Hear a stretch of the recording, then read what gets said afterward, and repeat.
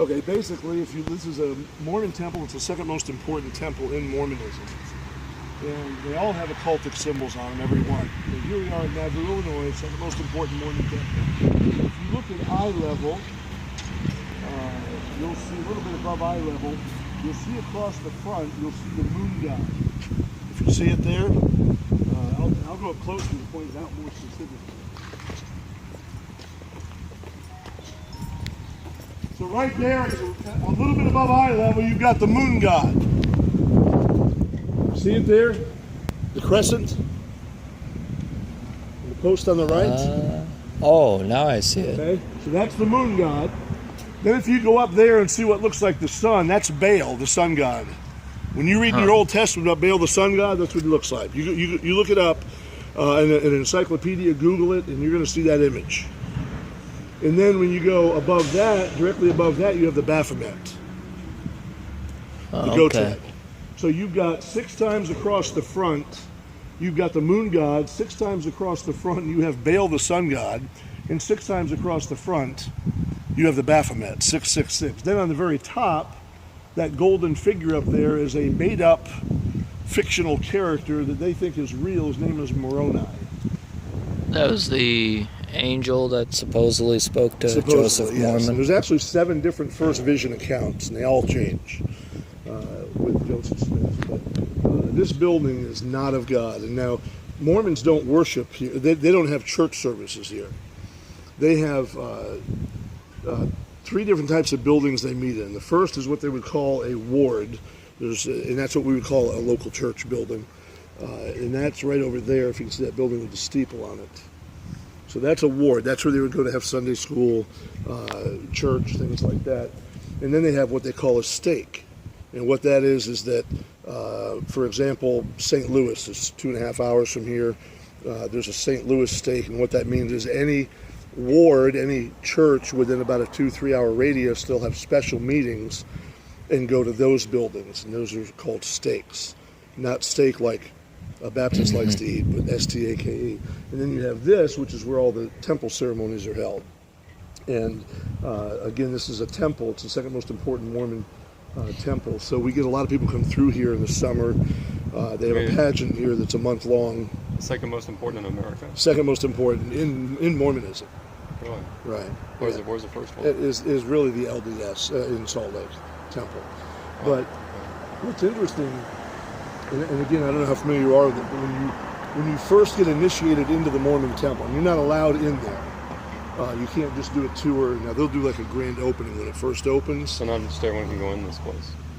You cannot go in at all. They'll call the police on you. They'll have you arrested. And they can do that because it's their property. But the interesting thing is when you become a Mormon, you have to, after you reach a certain amount of requirements, they give you what's called a temple recommend. We joke and call it, Kevin Deegan and I, a temple reprimand, but I don't know if you know Kevin. But I've heard of him. Recommend, you've got to have certain requirements. You've got to give your tithe. You've got to be good morally. You have to abstain from caffeine and things like that. And basically it's a commitment to the church and to the false god of Mormonism. When you go through that, they give you, the very first time, they give you supernatural underwear. Have you heard of those at all? Yeah. I've heard of them. And that's where I call them holy hanes, but they're unholy actually. And so Mormons are taught to wear those consistently, and they're taught that it will give them supernatural protection. But in there, just a little tidbit, they go through a bunch of rituals. They've changed a lot. It used to be they would have a guy dressed as a Catholic priest, but he was dressed in a devil's outfit, and he represented Catholicism. Then you had somebody who dressed the same way and represented Protestants. And up until 1990, when somebody went through the temple, and there's other times they go through the temple. That's where they're married, different things like that, as far as rituals of consecration of Mormonism. But up until 1990, when you got done with your ceremony, your ritual, you had to do this. And that was taken straight out of the Masonic Lodge. Joseph Smith was a 33rd degree Mason. Then he got kicked out. What that means is, before you give any information away from what happens in the temple, you'd prefer your throat was slit or your bowels were cut out.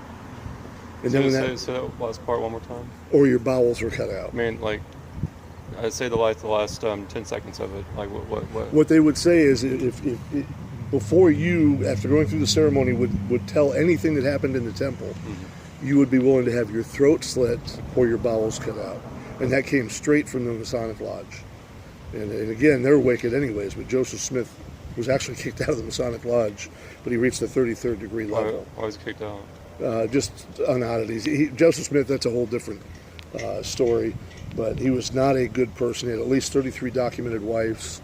He was arrested before and after he supposedly got the vision for treasure seeking.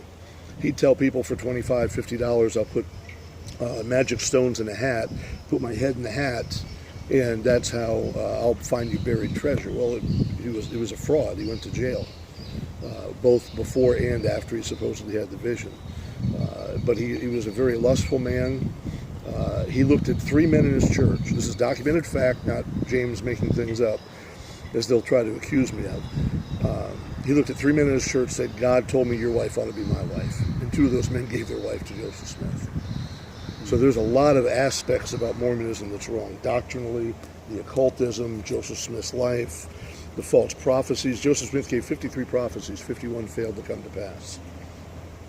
So it's touted as being a very fast-growing church. The numbers are down a lot the last few years, but they're very deceptive too. They believe in baptism for the dead, and they pervert 1 Corinthians chapter 15. And they'll say, okay, if you have a great-great-grandmother that died and she wasn't a Mormon, you can be baptized, or a female can be baptized in her place. You can be baptized in, let's say, your grandfather's place, and that would give them a second chance. But what they do is they count those people as members of the church. So literally, a fourth of the members of the church right now are people that are dead, and somebody got baptized in their place. So Mormonism can be refuted easily. If anybody knows their Bible, it doesn't take much. But the problem is most Christians don't know their Bible enough to refute them, but most Mormons don't even know their Bible. I've asked literally over 10,000 people, 75% to 80% of those Mormon, do you know your Bible well? Yes. Okay, where's the book of Hezekiah? And I've had less than 10 answer correctly because there is no book of Hezekiah. And the other percentage I've asked is Jehovah's Witnesses, the majority of people. So, but they're taught to prey upon people. They're taught to lie. When I was LDS, the bishop, the equivalent of what we would call a pastor or an elder, he literally said, hey, it's okay to lie to people to get them into the church. Satan deceived him to get him into error. We're going to lie to him and get him into the church. So there's 1,000. We could be here for 5 hours, seriously. But that'll give you a quick rundown.